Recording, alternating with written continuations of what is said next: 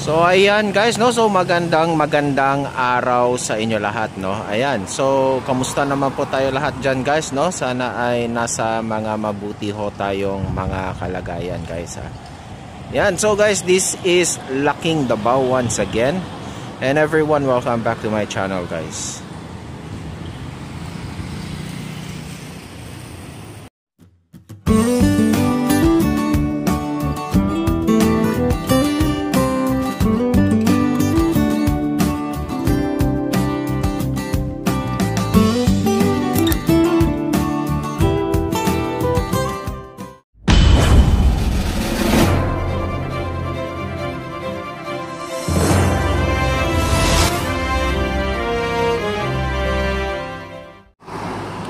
Ayan guys, no, so magandang araw sa inyo lahat. Ayan, so we are back here in F. Torres Street guys, no. At binalikan natin itong ginagawang Lander Superstore Davao. Ayan na ho siya ngayon guys, no.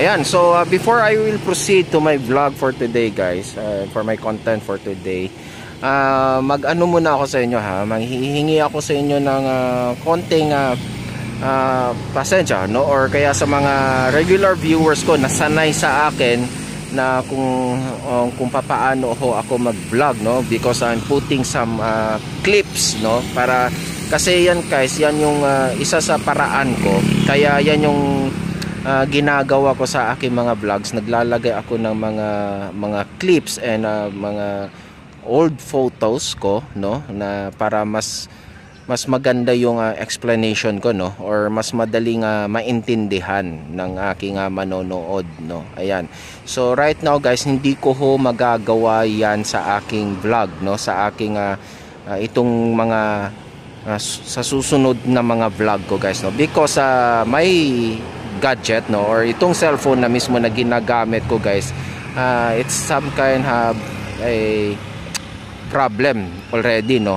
Nagkaroon siya ng problema, no, parang nagkaroon siya ng sariling buhay niya, no. So some apps that I'm using for my editing and for my para ma-upload ko yung isang video ko ay nagkanda loko-loko, no. Hindi ko masyado magamit, no. Ayan, para kasing may sariling buhay na yung aking cellphone, no. Ayan. Pasensyahan nyo na paminsan kung biglang nag-zoom yan or what, no.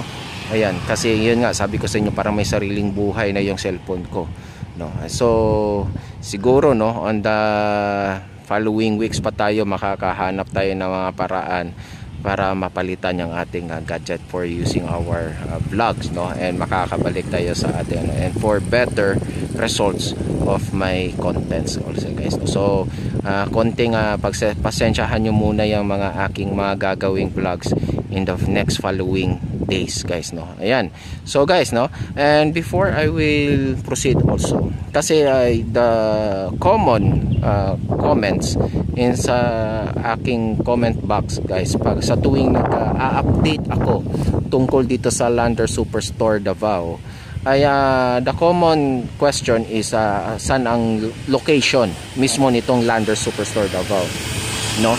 So right now guys, actually andito ho talaga tayo sa itong kalye na ito yung F. Torres Street, no. Ayan, ito yung F. Torres Street guys, no.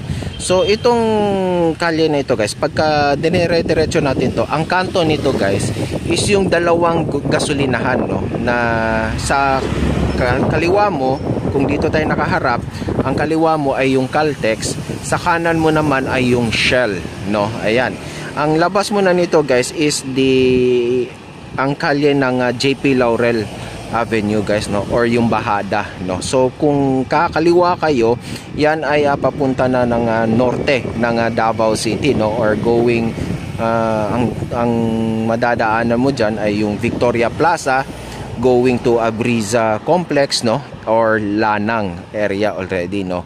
So kung kayo naman ay kakanan, ay that will lead you going to G Mall, no, or the downtown area of Davao. Ayan, so guys, no, so kung ikaw ay galing ka, kung kunyari galing ka ng Buhangin or ng Lanang, no, tapos pupunta kayo ng bound to downtown kayo, Kapag baka hindi meron kasi talagang ganun guys no, na mga tao na maski matagal na dito hindi na masyado na familiarize ang mga kalye ng Davao. Sa dami-dami ba naman ng mga bagong at binuksan na mga kalye na dati naman na hindi masyado no na ginagamit. Usually mga eskina lang yan, or it's a common road no, ngayon ginawa ng public road because due to the in demand also no, na parang kasi kailangan ng gamitin sa dumadami na yung sasakyan sa Davao no. So yun, so naiintindihan natin yon. So ito kung kayo ay galing dito mismo sa Lanang, ang mapapansin nyo dyan guys no, if galing kayo ng Victoria Plaza, right after Victoria Plaza madadaanan nyo yung Price Business District, makikita nyo tong dalawang gasolinahan ninyo sa gawing kanan ninyo guys no. Yung una nyong makikita is the Caltex, and then napagigitnaan nito sa kabilang side naman is Shell no, napagitnaan nitong kalyeng F. Torres Street. Yan na po mismo yung F. Torres Street.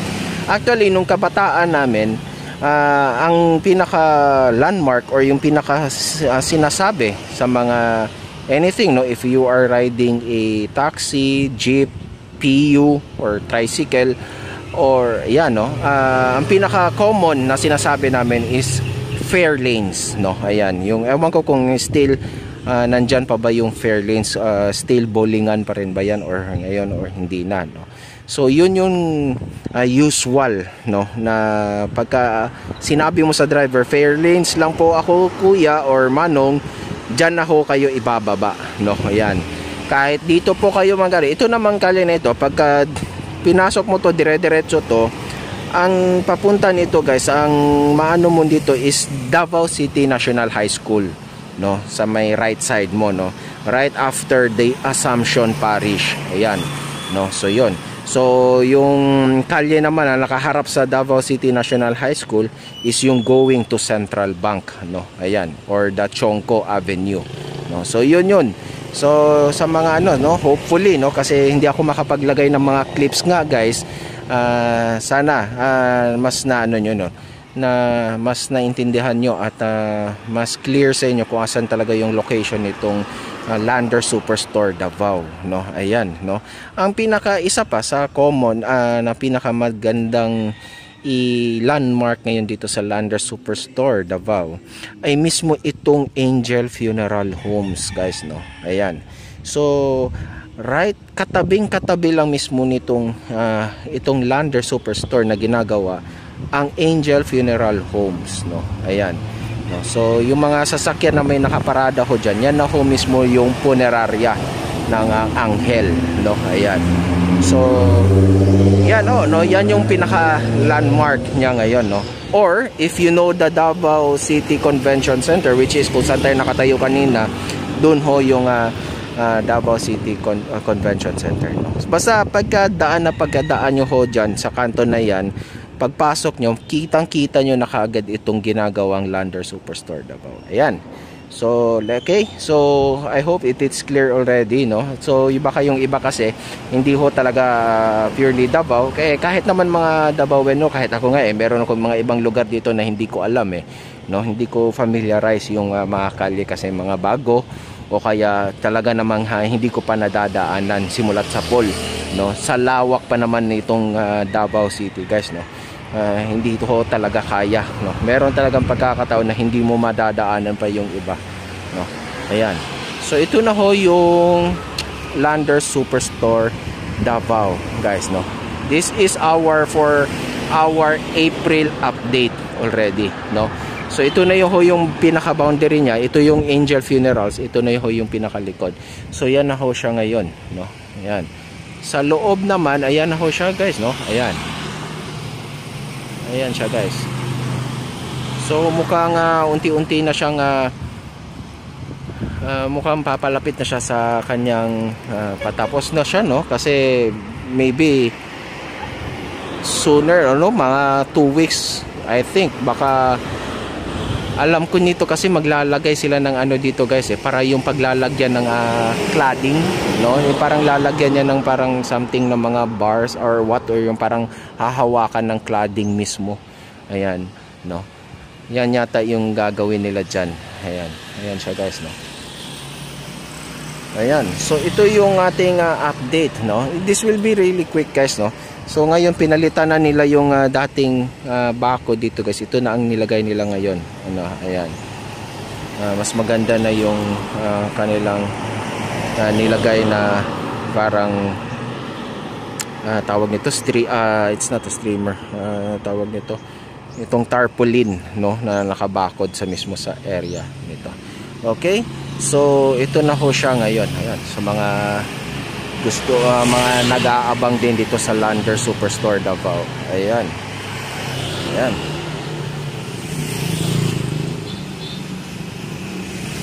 Yung mga sa mga gusto rin yata magpa-member, no, parang they are already open, no. I think sa Abriza yata guys, nasa Abriza Mall yata ang pwede ka magpa-member or ano. I don't know dyan, no. Kung sa mga iba dyan na may alam kung saan pwede magpa-member, i-comment na lang para laking tulong yan sa ating mga viewers na yung mga gusto magpa-membro dito sa Lander Superstore bago ito magbukas, no. I know pagka ganyan guys, no, pagka itong mga may bagong magbubukas ng Landers, parang ano yan no, meron yan silang mga promo pa or something, no. So paki-comment na lang kung saan pwede kumuha o magpa-miyembro nitong Lander Superstore Davao guys. Ayan, actually nationwide naman pagka ikaw ang naging membro na nitong Landers, kahit saan mo na pwede gamitin yan, no. Ayan, no. So isa pa sa mga mga common na tinatanong, actually kasi napapansin ko yan, actually hindi naman sa tinatanong, no. Parang they are just parang nagwa-wonder sila about the parking space, no. Kasi usually kasi guys sa Facebook, especially in Facebook, ang always ang nakikita lang sa Facebook is yung mismong structure ng building, no. So hindi talaga na napapakita yung buong area ni Landers, no. So kaya yung iba baka nag-wonder sila paano yung car park area niyan, no. Parang problema yan, baka mag-park ang mga sasakyan dyan sa tabi ng ano. No, hindi po, no. So kung ano yung laki nitong itinayong Lander Superstore Davao, itong establishmento na ito, ay ganoon din ho yung laki ng area ng space para doon sa kanilang parking area guys, no. Ayan, no. So kung mapapansin nyo, ito ho yung dito ho yung corner, no, yung kanyang boundary, at magtatapos ho siya doon pa ho, no. Saan na yung kanto? Ayan, doon sa may parang malapit sa may Harana, no. Ayan, nasa may sarang buhay. So ngayon, ayan, lalakad-lakarin natin guys, so para mapansin nyo, makita nyo yung lawak talaga nitong Lander Superstore Davao. Kaya wag niyo masyadong i-wonder yung ano, kasi malaki ho talaga yung parking space nito, no. The same way goes yan kasi sa ano guys, ganun talaga pag sa Facebook, yung pinapakita lang kasi usual is yung structure, no. Katulad nung yung paminsan sa post ng KJC Kingdom Arena, no. Marami ang laging nagko-comment doon kapag nakikita yun sa Facebook walang parkingan, no. It will become a disaster, no. Maraming hindi nakakaalam kung gaano pa kalawak ho yung area ng Kingdom sa may bandang likuran, no. Actually they can build a mega car park building there, no, a multi-level car park building there sa may likod, no, o kaya yung open space, no.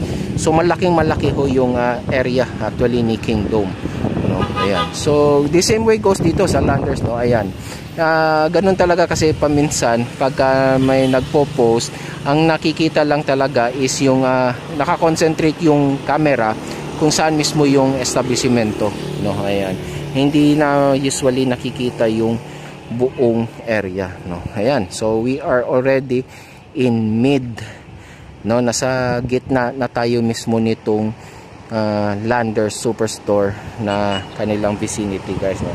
So dito na rin yung magkakaroon ng parang I think gate or opening. It could be the entrance, no. Ayan, ayan, kasi dito na yung magiging, dyan na ho yung magiging parang pinaka main entrance itong superstore na ito, no. Ayan. So ayan guys ha. So yung ano yung nilapad nito, no, itong building na ito ay ganun din ho ang yung lapad na para sa car park area. Ayun. Ayun guys, no.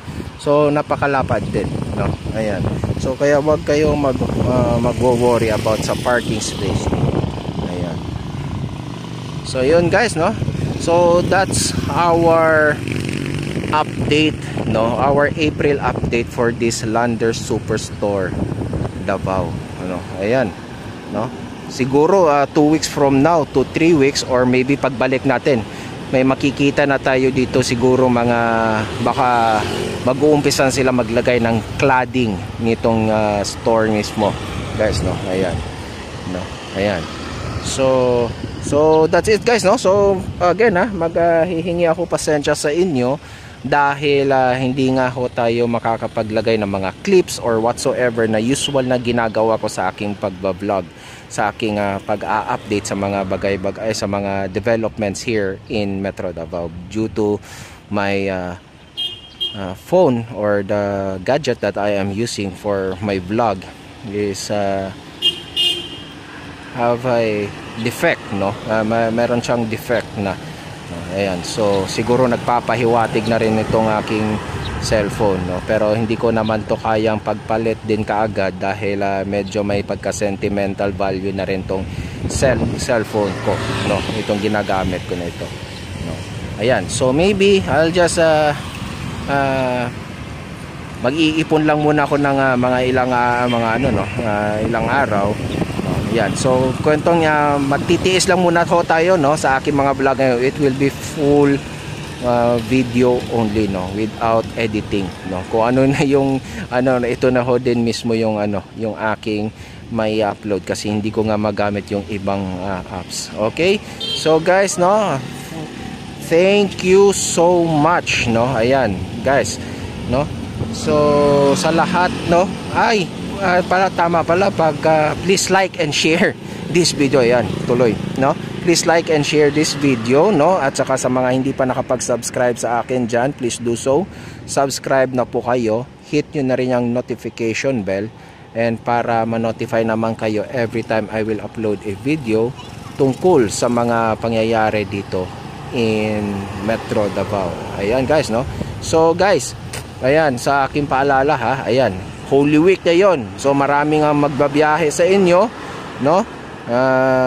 Yung mga pauwi, pabalik na ng Davao ay mag-iingat ho tayo, no. Lalong-lalo na sa mga nagmamaneho. Alam nyo naman, no, before Holy Week guys, ang daming trahedya kaagad nang nangyari, no. Sana wala na mangyari, no, hanggang sa tayo ay makabalik sa ating mga trabaho, sa ating mga pamamahay, no, lahat, no. So doble ingat guys ha. So mga nakainom, wag niyo nang piliting magmaneho dahil yan ho ay kakapahamak nyo lang at pwede ho pa po tayo makadiskrasya pa, no? Ayan. So guys, no, okay, thank you so much. This is Laking Davao once again updating you about this Lander Superstore Davao, guys, no. Ito na ho siya ngayon. Ayan, no. So dito yung magiging entrada and this is the side, no, hanggang doon sa may kanto na yon. Okay, location is F. Torres Street, Davao City. Okay, thank you so much. God bless us all and adios.